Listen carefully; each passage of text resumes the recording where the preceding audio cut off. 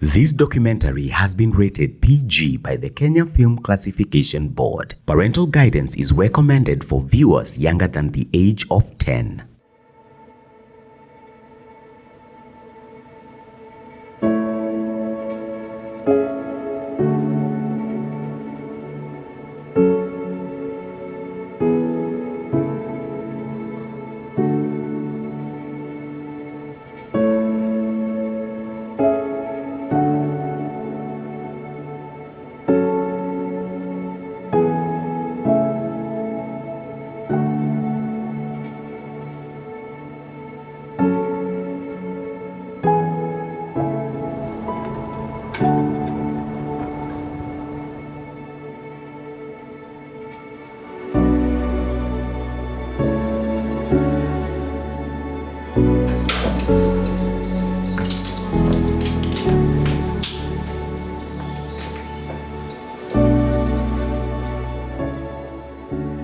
I miss my dad because I felt alone ever since he left. I was looking for an embrace. I was looking to be affirmed, your back and all that. And I started crying. I think that's the only time that I remember myself crying. I grew up with a black hole inside of me. It's a void my mother could never fill. Not having my dad present made me feel unsafe almost every day. Dear Dad, well, I don't know if that's the best title, but it has been so long. I'm not sure if you're still alive or not. I used to ask my mom a lot about my father.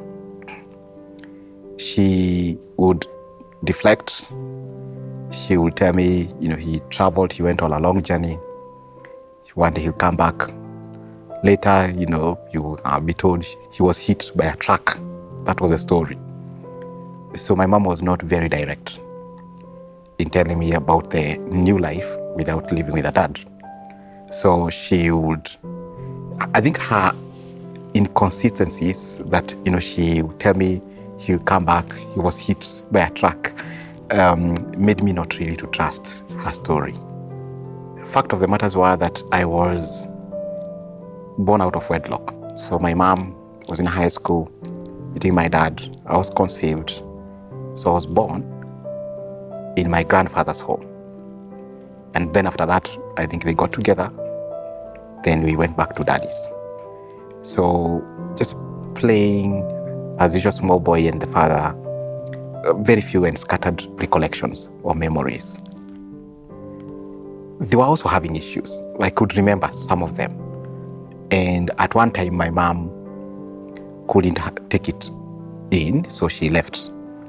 So she left her home and went back to her father's home. By that time, she had me and my younger sisters. Dear Daddy,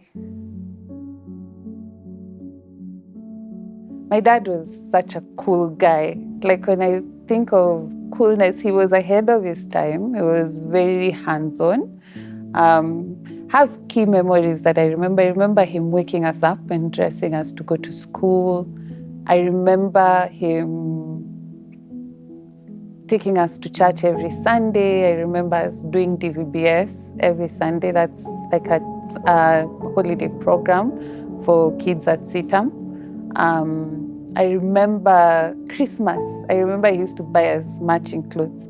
So when we were young, my sister and I, we would get clothes that are the same. There's a memory I have of one day it was raining, then he hid me inside his coat, and then we went to his office.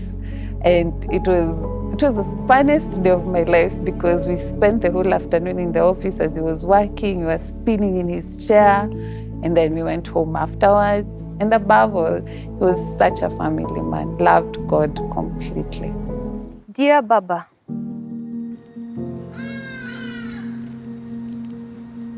my dad was an amazing man. Okay, he had his challenges, but he was a very focused man. Okay, he was German, so that background, and it was just post Second World War. He grew up in a environment that was very strict because his dad, I think, had actually served in the army. I found him very structured and functional because I felt the problem with dad was emotionally unavailable. And I guess that's because he felt like, things have to be done in a certain way. Because I remember most of the questions that I used to be asked was, have you done your homework? He was a guy who's good with numbers, so he used to throw in some mathematical questions. Huku na hapa na pale. Dear Dad, the whole of my childhood I spent without actually seeing my father. When I was a little boy, actually, the funny thing is my mom used to live with her brother, and I used to think my uncle is actually my dad. And my cousins, I thought they were like my big sister and brother, respectively. When I was told, this is the reality, we're not your brother and sister, we're your cousins, and our father is your uncle. So the curiosity kicks in, and I ask my mom, then where's my dad? And at that level, when I was a boy, she would try to protect me emotionally, and she would say, your dad is in the Americas, he's building life, and in due time, we're going to join him. I lived with that narrative for a while, up until I was old enough when I noticed there isn't any sign of my dad. There is no letter, there is no call, there is no communication whatsoever. So I asked the second time, where is Dad? That's when she told me the truth. He left when I was 3 years old.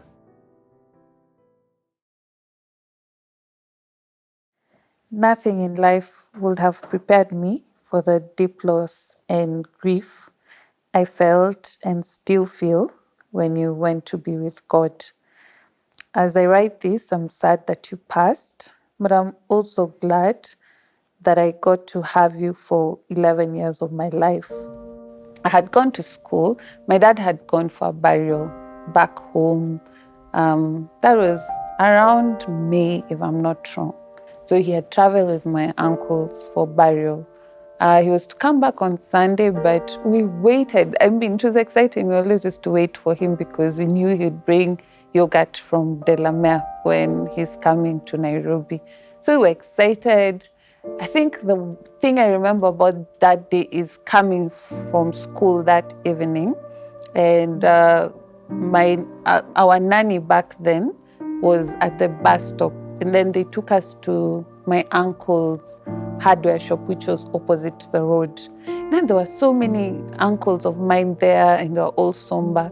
So I'm asking my auntie, what's going on? Unfortunately, we had lost my dad to a road accident in Kijabe.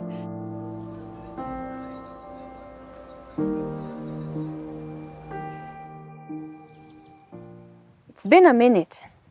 Didn't think I'd be writing this almost 23 years later. I would much rather you be here in person. But what to do than work with what I have? Your absence, but your memory.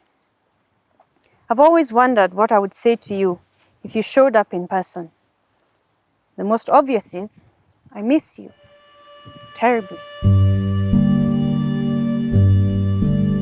Okay, I am an orphan. So my mom died in 2000.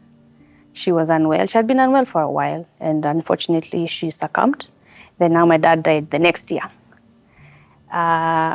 It was a very violent death because he was home alone. Because my bro, I have a sibling, a brother, an elder brother. At that time, my brother was he was in flying school, but he was down at the coast. He was training, and I was in boarding school. I went to my girls' Nairobi, and so he was alone at home. And apparently, 10 thugs showed up, and they really messed him up. Like I said, it was not just one thug. It was like, according to the reports anyway, it was 10. So sadly, yeah, they took his life. It really broke me. I will confess and say my dad's passing broke me, even to date. I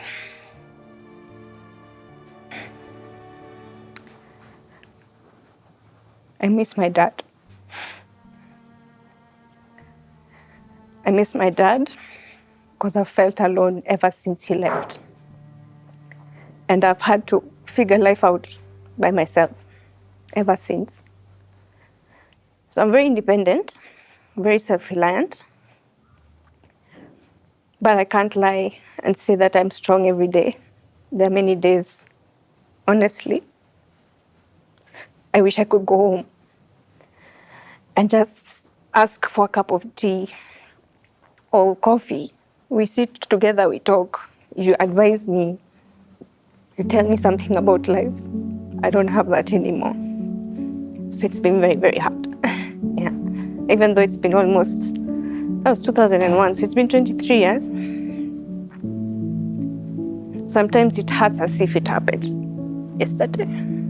Yeah.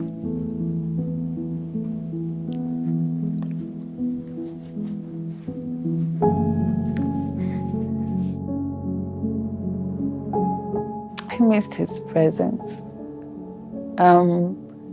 Just knowing he's there. I think, because I was really close to my dad, and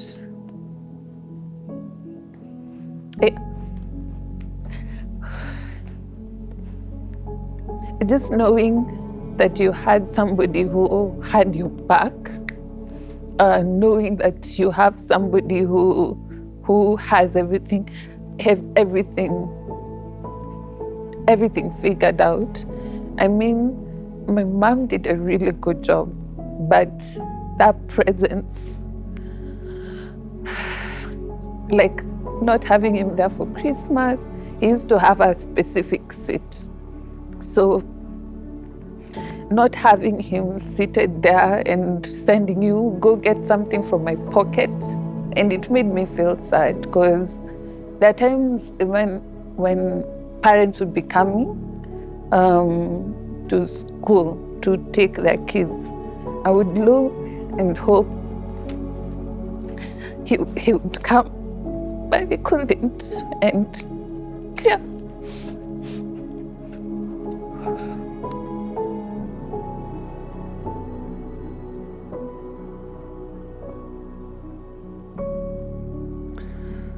I hope this letter finds you well. I know this sounds like one of those emails you normally send in the morning, but for real though, I hope this letter actually finds you. You see, I don't really know what happened at the time you left when I was a child, or even at the time when I tried to reconnect with you and build a bridge. I don't know what is the reason, what was running in your mind in burning the wood that I provided in trying to reconnect and build this bridge between you and I. You see, that is the worst thing you could do to any human being, being absent and not willing to really connect with your child. You scarred me. You caused a black hole within me. And truth be told, that risked an entire generation. That is my children and their children and the children coming after. I was longing for, that curiosity. How does it feel to just hold his hand? How does it feel to look him in the eye? What does he sound like? What are the similarities we share? Do I have his eyes? Do I smile like him? Do we have the same complexion? Is he as tall or is he short? All of these questions, the curiosity, the void, it just keeps building up. Now growing into an adult, I just wanted to face him. And how I approached into finding him was because I know my mom, if I asked her straight out to give me the whole profile of my father, she would not give me. So what I did is I decided, I'm going to get a profile. So I have my set of questions of exactly who this man is, what he does, how does he, what was he doing when they met. So I would distribute these questions across weeks. So today I would ask so what are his full names? And she would tell me, and then wait for a week and then ask the next question and the next, until I had the whole profile. And the internet is very useful. So you just type in the name and try to find the face that matches the profile. So I downloaded his photograph from his company's website and showed my mom, and she confirmed, yeah, that is the guy. I mean, I'm surprised you found him. I walked into his office. There was the secretary. And I told her, right, I want to see this man in the office. And like, do you have an appointment? No, I just want to see him. So I had to wait till he was done with his meetings. And when he got into his office, I was told, yeah, now you can go and see him. So I went to see this gentleman, and I remember sitting across him, and then he's quite collected, quite calm, quite gentle. And he asked, how can I help you? And I tried to trace his memory and tell him, like, do you know way back probably in 1996 to 98, when you had this thing with this lady called so-and-so, and then you had a son, you know, at that time before you decided to leave? Like, yeah. What about? What is it to do with this? And I told him, I'm that little kid that you sired with that woman. And he was very much surprised. And the first question he asked is, how did you find me? But it has been so long. I'm not sure if you're still alive or not. Hopefully you still are. And if you are, I thought of writing this to quickly update you about my wanderings of life in your absence. You see, there is a photo at home with my siblings and mom. You aren't there. It is sad. If you had been there, you would have witnessed my tests and triumphs of life. In high school, I thought this challenge of identity, who really I am, must come to an end. So I got some rumors where my dad used to live, and about 60 kilometers north of where we are living. And I went actually to look for him. I think I had very high expectations of my meeting with him. I had not met him for 14 years. So how would he look like? Will I be received well? And all that. So when I alighted from the matatu, I had been told where he lives, in the town that he lives in. So I didn't know even the specific home. So I went around in this small town, looking for him. I don't know even how. Then I met some boys who were playing somewhere, and they looked like my younger sister. So I asked them, where is your home? What's your father's name? They said their father's name. I realized these are my relatives. So I asked them, get me where home is. By that time, my dad had remarried and had, I think there were 3 sons. Life had happened. They were big, and they were playing. They were looking like they have it all together. And when my dad came, he couldn't recognize me. I was waiting for him somewhere outside where they had a shop, and he couldn't recognize me. And I felt this is not what I was looking for. I was looking for an embrace. I was looking to be affirmed, your back and all that. And I started crying. I think that's the only time that I remember myself crying. I cried. I think I was really overcome by emotions.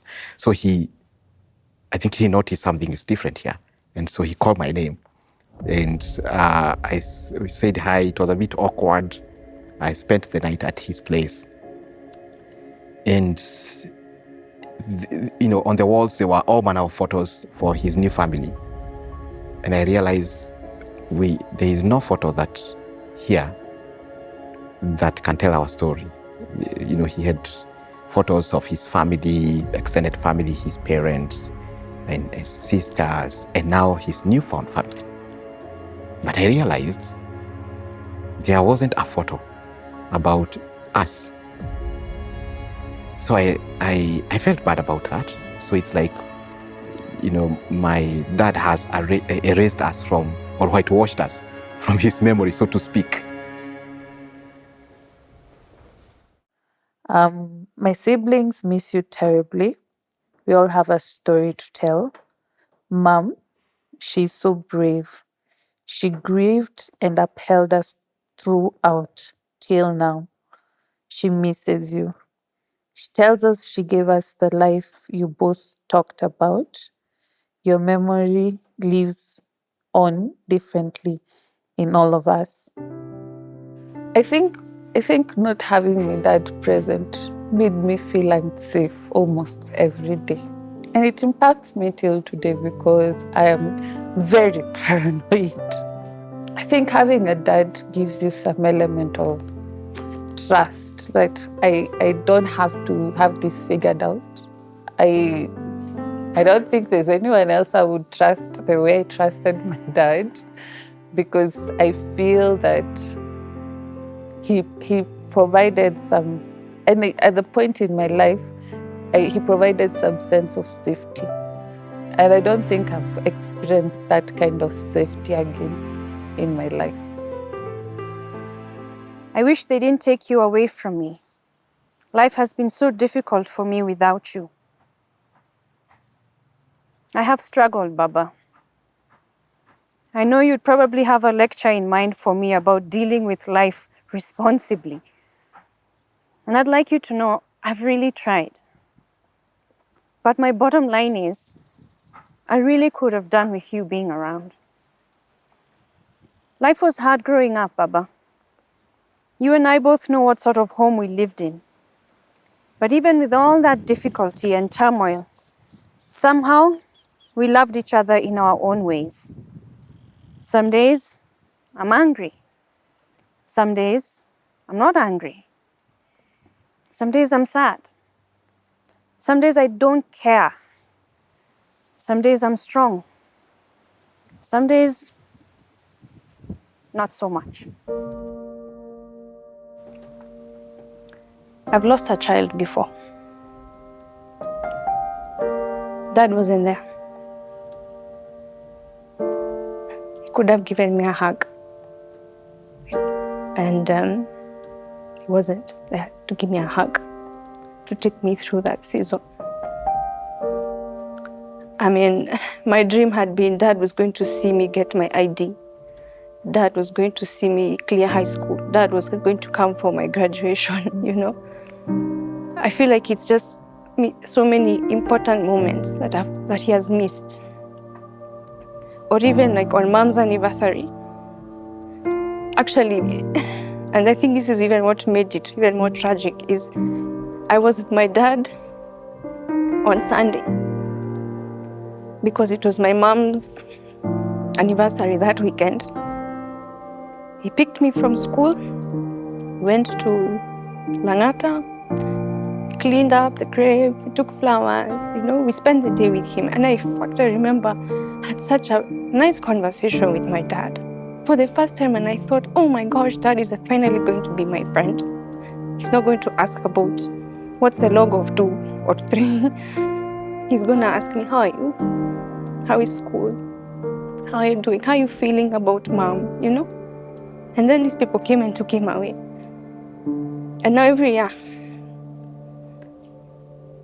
I just sit back and think about those missed conversations. You don't get to see me turn 30. You're not going to see me turn 40.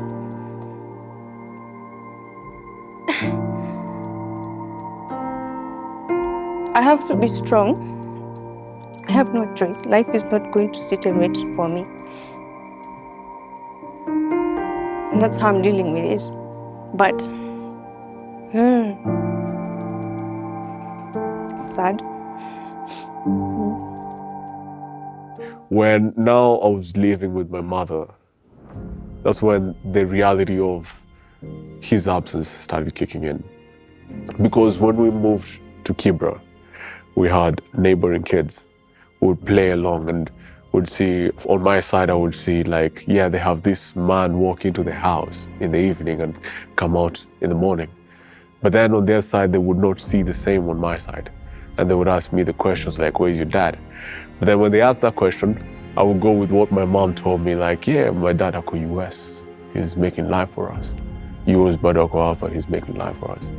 So I was still shielding myself with that narrative. But through time, right now when I do the introspect, I felt there was some sort of a black hole building up constantly. I go to my teenage years, and I remember, and this is so embarrassing, this is typically embarrassing. I don't know, I was just typically a young boy, you know, the way at night when you sleep, you typically don't really wear much of anything. You just have your nightgown, nothing underneath and everything. And then this one time I have my first erection. And I remember seeing my mom's face. She didn't know exactly how to deal with this. And I was like, they're so curious, like what is happening? And through time, all of these changes are coming up. And on my side, I felt I didn't really have any male figure to guide me through so many things. Nonetheless, the basis of this letter isn't basically to lament about what happened. The basic of this letter is this.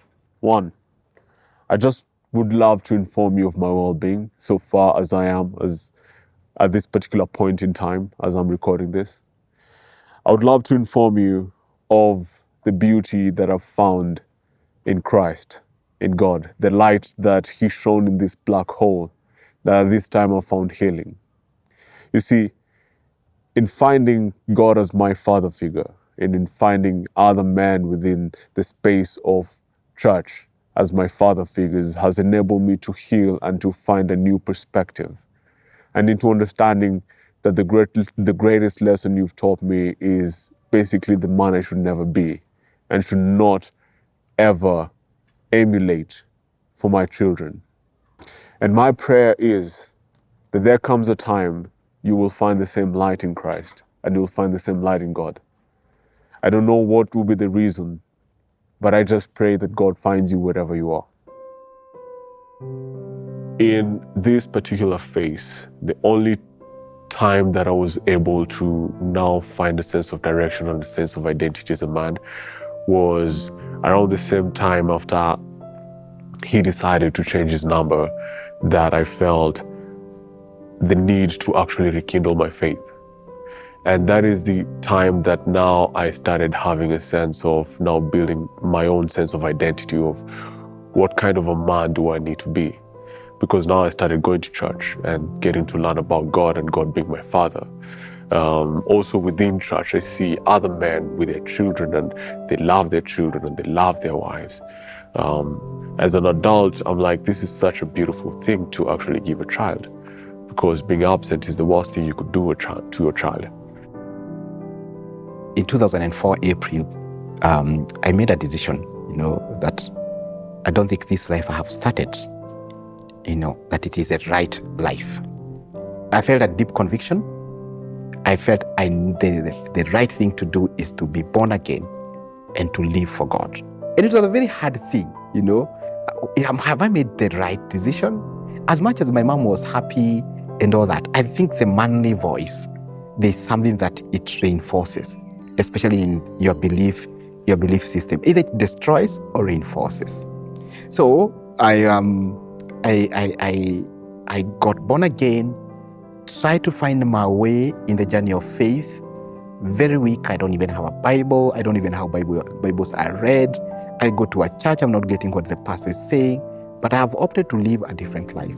So I struggled in my early Christian life until I came to Nairobi, and coming to Nairobi, found a community that sort of shaped me and showed me another side of living in faith, what that means.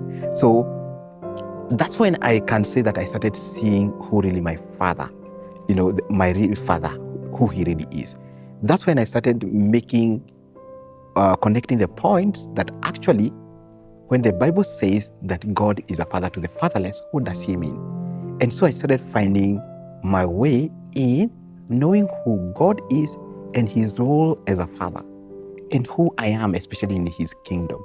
I am accepted, I am loved, I am embraced, I am affirmed in him. And I think all the struggles of a childhood, from when I was a small boy to being a young adult, now I'm in college, I think all those struggles, they became nothing when I came to the University of Nairobi and found a community of faith in Salt. And just as you're missing in that photo, so you missed my college graduation, my wedding, and when I became a father, a dad. Would life have been different?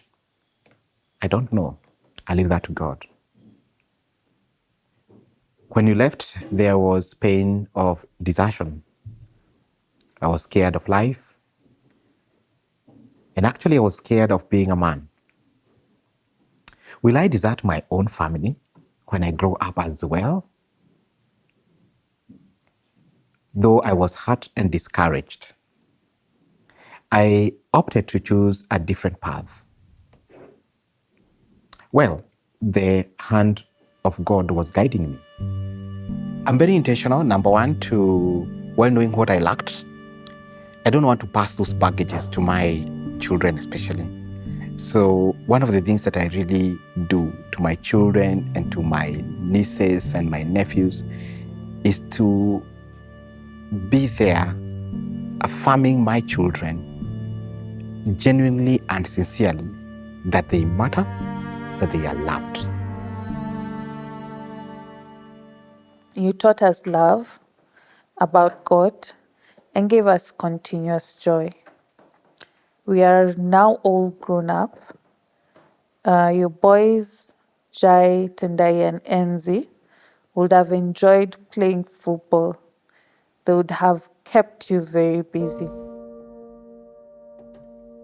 One of the things that I remember is my dad used to be proud of his daughters. He had daughters, and he was very proud of his daughters, and how he would speak about us has really informed how I view myself currently. Dads are the physical representation of God in the family, right? And that relationship you have with your father is supposed to mirror the relationship you have with God. Now, I have described my father as being emotionally unavailable. What is one of the things I feel about God? You just don't want to talk to me. You just want things done right. And you need them done right the first time.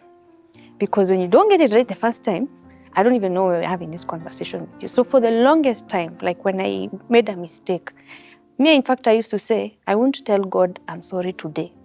I'm going to give him like a week to calm down. So that his anger is like, now I can talk to this girl. I've also felt like God is mean. And I felt like, because that's one of the things I know I always thought about my father. I know you have a good job. He was, I wouldn't say stingy with money, he was just very, very structured. I have heard stories of people who, let's say you went to town on an errand with your father and you're walking and then your dad or your mom, okay, well, this is what we're talking about dad. And dad is like, okay, let's stop and have some fries. Wow, my father was the kind of person who will tell you there's food at home. What do you mean you want chips? Ha! So me eating chips used to be like, wow, people are so lucky. Like, so that's another thing that I feel about God. I'm like, why do you have, because what I know about God, I'm like, you're this big sovereign being. You created the world from just talking. What can't you do for me? Then I'm there saying, please, please, please, can you do this for me? And then according to me, he doesn't. Yes, you see, you and dad, we go through the same WhatsApp group, as far as I am concerned. Same WhatsApp group.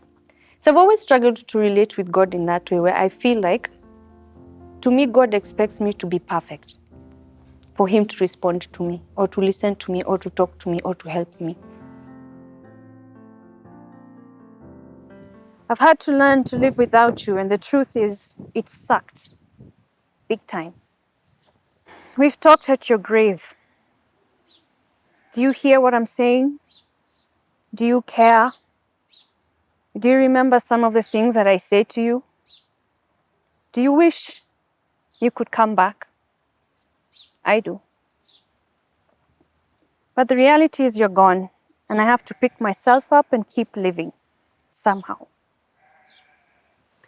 The truth is, you did raise a strong daughter. I've accepted many challenges in life, faced many difficult moments on my own. But you know, you have a fighter for a daughter. I met God and I chose him. I follow his ways best I can, and it strengthens me. I wish you could see what I've been able to do. I wish you could meet your grandson. He's a cute little bug. One day, I pray we could all meet again. I recognize that somehow I met God because of you. May God be merciful. The security and safety that I rely on God for is something I knew my earthly father also modeled for me. And having an earthly father to some extent models the relationship that you will have with God, because the empathy, the firmness, the jealous protection. I mean, I knew for sure no one will touch me. If my dad is, even as a child, you'd be like, my daddy, my daddy can beat you. I was those kids, but not because I knew he fights, but because I knew. I never saw my dad fighting. But deep down in my heart, I had assurance that if you dare pull anything on me, my dad will fight you. So knowing that really modeled how I trust God and what I expect from God, because I knew that I had a sense of presence in my life, and this presence was safety, was confidence, was courage, was a backing behind me to continue. You're growing, and you have the right voice speaking to you. And the second basis for this letter is, on an honest basis, still deep down, I look forward for a time that I would embrace you as your son and you embracing me as a father.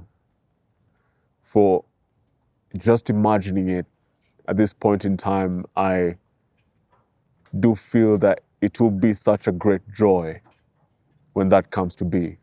I pray to God every single day. I pray to God that your health is sustained long enough for me to embrace you, even if it's just for one single day, just to embrace you as your son. That you in your heart, you will have a turnaround truly and just build this connection that for a long time I had longed for. I cannot put a measure of how important a father is to a child's life, whether a daughter or a son. And typically it's both parents need to be present for a child's life. I grew up with a black hole inside of me. It's a void my mother could never fill. It's a feeling that you don't want any child to have ever. A father's presence is not just on the basis of provision. For me, that is how I felt. That's where I felt the resentment, but it's more than just that. Because I needed to feel the love of a father. I needed to feel his presence. At times, I used to think like, how does it feel to just hug him? How does it feel to sit down and talk with this guy? That emotional space is really, really important for a father to be present, and as well as important a mother to be present. I know some people would say, yeah, a woman is strong, can raise a child by themselves. But within a child, especially a son, you have to have a father close to that boy. Because if you don't have a father close to that child, you may destroy a whole generation. You have no idea. I'm going to cry. The impact you have on your child. Whether you're a good dad or a bad dad, your child thinks of you. There are people I meet, I say, and they're like, oh, I hate my family, I'll never talk to. But you know what? At the end of the day, you are connected to that person. It's a spiritual connection. It's something that happened without, like none of you were involved. Okay, my dad was involved in a way, and you became the product of it. But you'll forever be connected. And because of that connection, Father, Dad, please, go and visit your son. Go and visit your daughter. Get involved. Find out who they are. Ask them what they like. Ask them what they don't like. Don't expect nothing but perfection from them. They need that, your presence in their life, because there's something you offer that mom can't. You're a man, she's a woman. There's things that a man carries in him that only he can impart into his child. My two daughters having a grandfather, I don't think that joy of seeing my children who legally and rightly call him grandfather, that joy would have been traded off with anything else. There is a sacrifice to be paid when we take care of our children, but I think the blessings, the outcome, the benefits are way much more than actually the sacrifice. So go back and take care of your children. You may be broke, you may have your own situation, you may not get along with your wife or the mother of your child, but try to be present. That goes a long way. Try to be present in your child's life. It's never too late to be a present dad. Do not lose on that. I think on the other side is a lot of regret, especially if you made that choice to abandon your kids. Don't look at them as a burden. They are a lot to take care of, yes. But let me tell you, there'll be a day. You'll be sitting down with an adult. You'll be having adult conversations. Wouldn't you rather be having a conversation with this person instead of them asking you, why weren't you there? Because how are you going to answer that question and have any pride left in you? But dads are so important. And I'm seeing that now. I miss my dad way more than I miss my mom. Please remember, this was an emotionally unavailable man. And yet, I cry for him.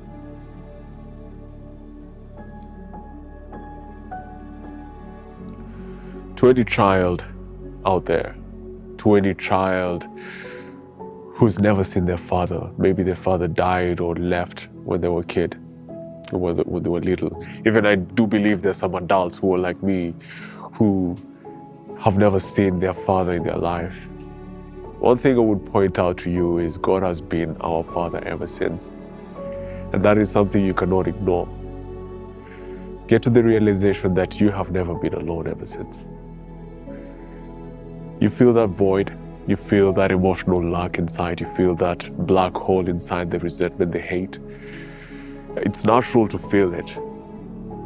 But then, remembering that God is in your life and He's your Father, unchain yourself from this burden, from this resentment, from this void. If you're a man, typically learn and understand that you're the one to make the difference for your children. Your father has done whatever he's done, right? There is nothing you can do about that. There is nothing anyone can do about the past. Whatever is in the past is in the past. Leave it in the past. The question is, what do you do now? What do you do in the future? If you're an adult, what do you do now? That is a choice you have to make. For any young child, you're not alone. God is there. For any mother out there, you're not alone. God is there. Will always be there.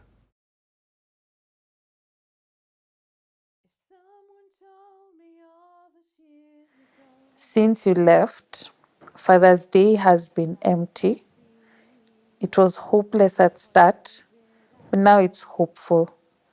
Slowly, I've learned to hold on to the good times more than the loss. Happy Heavenly Father's Day, Daddy. You're greatly missed and forever cherished. Lilo. The last time I saw you, you were walking into a hospital. As I'm concluding this letter, I pray that when you read this or when you hear this, you're in a better health than you are at that point. And I long forward to meeting you sooner than I imagined. Yours, beloved, your biological son, Franco Molo, first of his name, love God, love and peace. I've chosen to make you proud. And I will continue loving you till the day that I die.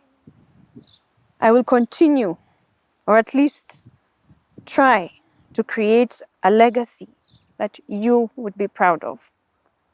Like our name, Marbaga, a strong fortress. I will be one. For myself, for your grandson, and for others. I love you forever. Love, Jenny. When I longed to hear your voice, I remember God spoke to me through his word. Isaiah 41, verse 13. For I am the Lord your God, who upholds your right hand, and who says to you, do not fear, I will help you. So I relied on God and I was helped by him, and my path changed. And here I am. I won't lay much blame on you, but I think you had a chance to make it right. You still have that chance. Well, if you're still around. Yours, the wandering son. Nakupenda Baba, my hero. There's a father to the fatherless. He's the healer of our souls. We've been searching in all the wrong places when Yahweh was here all along. There's a father to the fatherless. He's the healer of our souls. We've been searching in all the wrong places when Yahweh was here all along. Yes, Yahweh was here all along.